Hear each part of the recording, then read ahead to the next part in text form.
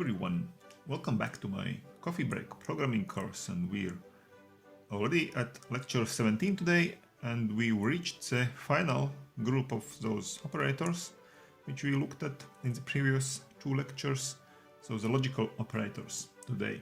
And that's it. The only thing we will talk about today will be the logical operators, but of course we will start with the homework analysis from the previous lecture, and we'll end this lecture with a new homework. So in the previous lecture we had such a homework. So the user enters his or her birthday, month and date, and we want to print out on which day of year is this date in this year 2020. So for example, if the user enters that the user has a birthday on October 20, the program has to print out number 2094. So there are of course many different ways how we can do the job, but this is perhaps the most straightforward way to just go through all the possible values of the months and just count the days of those months all together in one variable count. So this variable count, here we declare it at the very beginning, and here we count the days, and finally we print out the count. So we start with assigning the value of day. Day is the value entered by the user, on which day of some particular month the user has born, and so we start with this value for the variable count, and then we see, for example, here, if the month is greater than 1, so it means that the user is not born on January but on some other months greater than January, then we of course need to add 31. All the days of the January must be added to this count, okay, because we are further in the year beyond January, so all the January days need to be counted.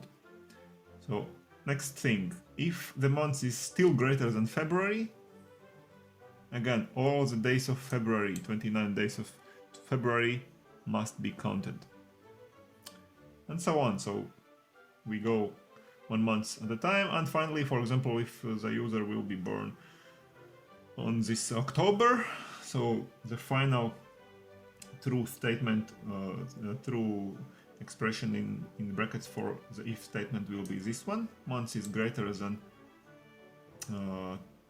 September, then we will count all the days of September, so 30 days. And finally, this one, month greater than 10, is false in this case, if the month is equal to 10, if the month is October. So this is false, so we won't count this one. And also of course, next if statement here, also this is false, so we won't count also these 30 days of November, and we will have counted all those previous months and the day of October, and this is what we print out at the very end. Okay, so this is that for the homework, and so now let's now turn to the topic of today. This was our review slide from 3 lectures ago, and we have now inspected in detail all the arithmetic operators, all the comparison operators, and in today's lecture we will see the logical operators. So the logical operators are actually of 2 kinds. So this is the first case for us, because all the other operators that we looked before was binary. All the arithmetic operators and as well as all the comparison operators were binary, but logical operators are not all binary. There are 2 binary operators, which we denote like that, 2 such underscore signs, meaning logical AND operator, and 2 vertical lines. This means the logical OR operator, so AND operator and OR operator. And there is also one unary operator, and unary operator means that we only need 1 operand for this operator, and we write this one operand here in on the right hand side of the unary operator, and this means the not operator, the logical not operator. And now, how do we use logical operators? We are using logical operators for building logical expressions. Again, logical expressions, just like we were doing with comparison operators in the last lecture. Also, comparison operators were used for building logical expressions. And now, if we have some logical expressions, for example, this is a logical expression built by our comparison operator greater or equal. This is another example of a logical expression built by our comparison operator. And now we combine two logical expressions with this logical operator AND in order to build a more sophisticated logical expression. Okay, so this is a logical expression which can be read as 5 is less than 1 and x is greater or equal to 17. Or for example, in this case, x times 8 is equal to y plus 2401. This is one logical expression. Or z is less than 0, another logical expression.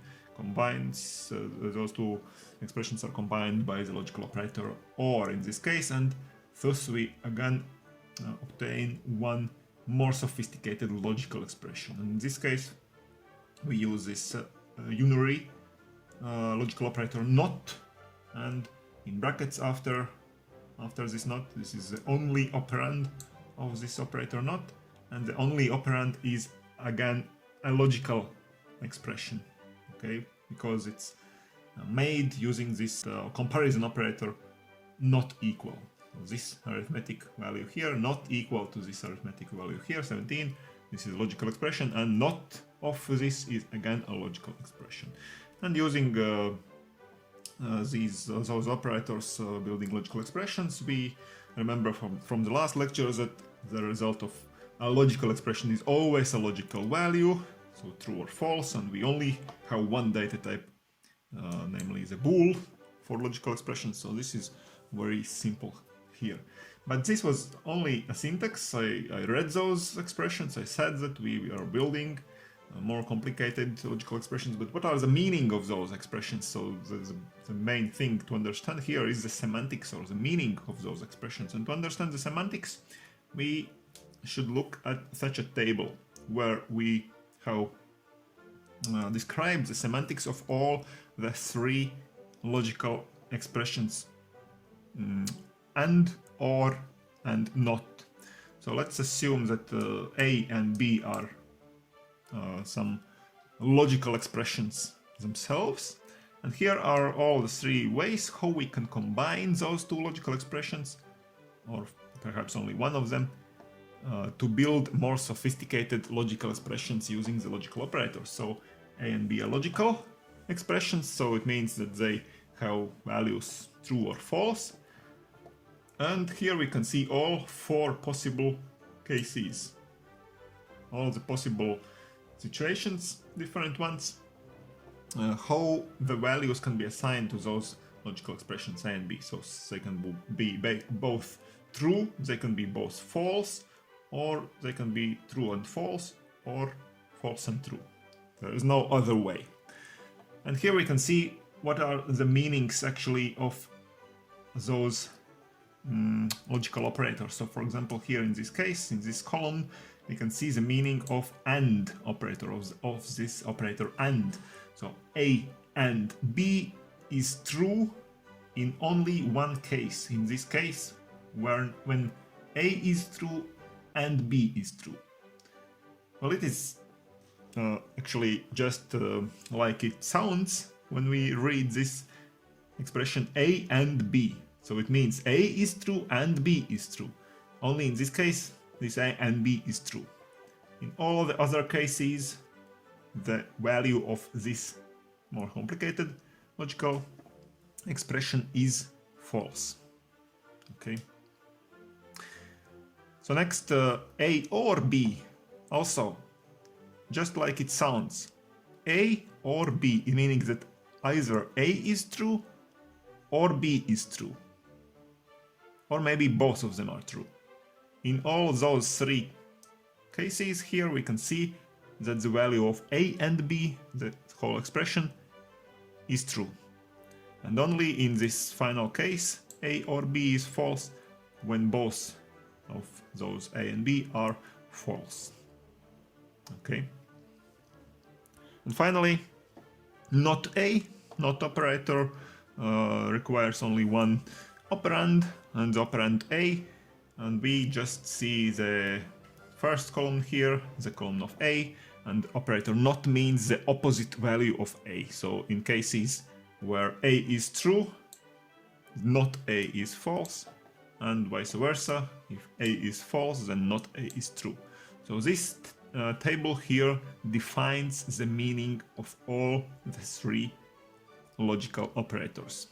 Let's see some examples here. Let's try to now write some logical expressions that are equivalent to those given expressions here. So here we can see some logical expressions made by the comparison operators. And let's now just play with those expressions and to write in some different manners equivalent expressions. And if you remember what are equivalent expressions, these are expressions that have the same logical value in all cases. So regardless of the values of those variables here involved in building the expression. So for example, x is less than 17, how else could we write it? For example, we can write the same expression like this, like that, using a different comparison operator, greater instead of less than. Greater than 17 is greater than x, so the same thing, okay? Regardless of the value of x, this will be true in all the same cases where this will be true, and also false, of course. And this is very trivial, of course. So let's see another way how we can write the same in a different manner. For example, here we can see that we have used the not operator, and we apply the not operator to the opposite expression. So this expression is the opposite expression of this one.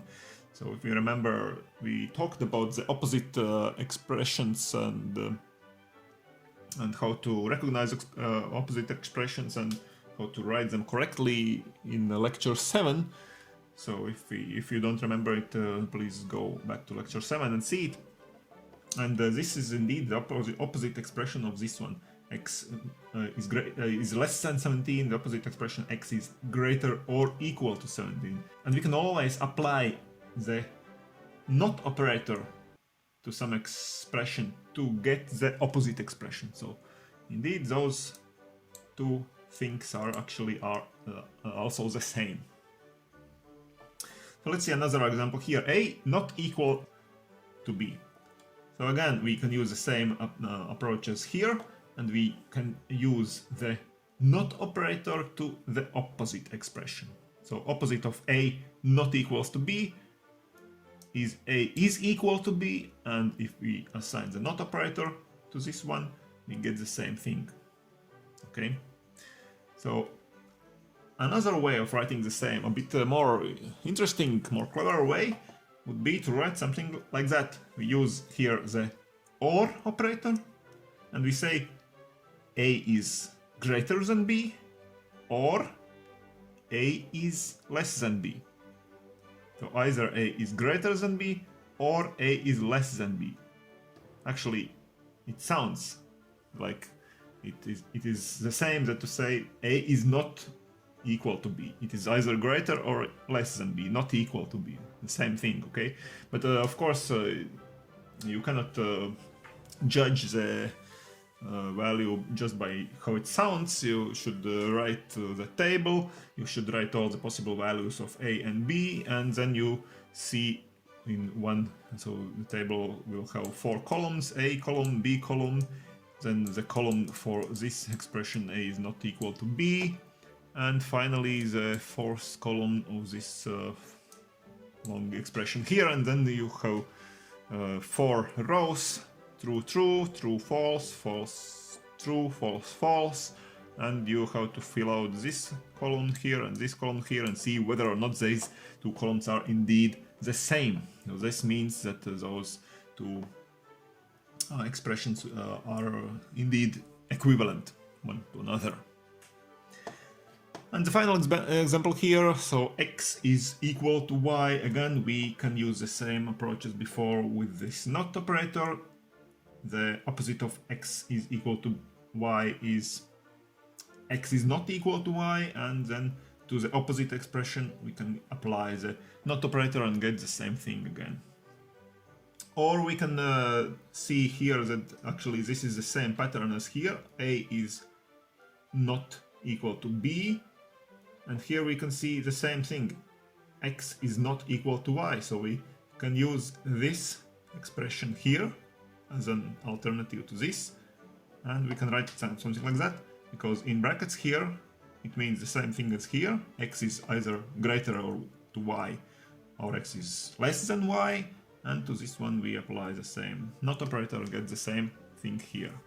Or one more interesting thing, we can write it like that, for example. X is less or equal to y, and at the same time x is greater or equal to y.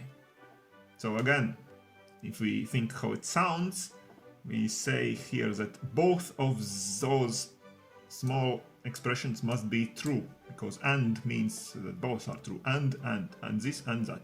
So x is at the same time less or equal to y, and at the same time it's greater or equal to y. So only in one case it can be so, if x is exactly equal to y. So the same thing as here, x is equal to y. This thing can also be written like that, of course. Okay, so you have to start feeling comfortable with such a playing with those expressions, logical expressions, also with arithmetic expressions, using arithmetic operators to build arithmetic expressions, using comparison operators to build simple logical expressions, and afterwards to combine those simple logical expressions to form more complicated logical expressions using the logical operators, and to play with it with them in such a manner.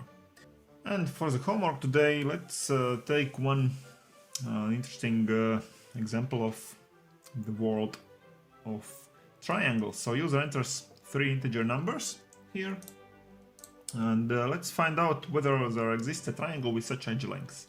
And of course, if it's said that you have to find out something, you have to print out, actually, your program has to print out the decision so the user sees whether or not the triangle exists. So let's see how you can find out it. I don't know if you remember it from your math classes, but this is the condition that states the existence of a triangle. So in any triangle, each side is always less than the sum of other two sides. So for example, a triangle can have sides 3, 4 and 5.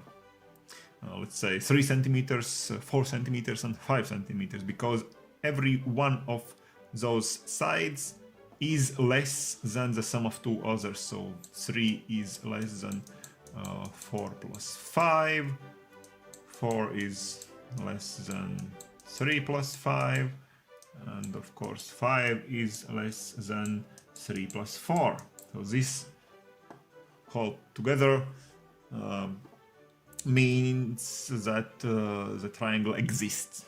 But for example, a triangle cannot have sides 2, 3 and 5, because if you write it like that, for this longest side 5, it should be less than 2 plus 3, but this is not. This is a false statement, okay?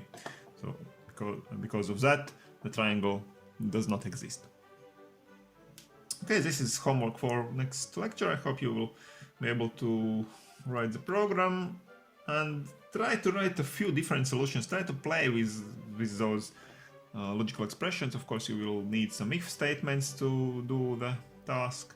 And let's just try to play with those statements, play with logical expressions, and try to be comfortable in writing a few different solutions. Okay.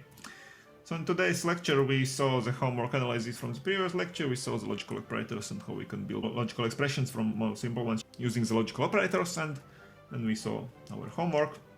And with this lecture we have ended our tour of operators, of at least the 3 kinds of operators which we have talked about now for the final 4 lectures, I think. And in the next lecture we'll see something about another operator, the assignment operator, and afterwards I think we'll have a quiz of everything we have learned so far, because actually we have learned quite a lot so far. So I hope you will stay tuned, I hope you will subscribe to my channel, and see you all very soon!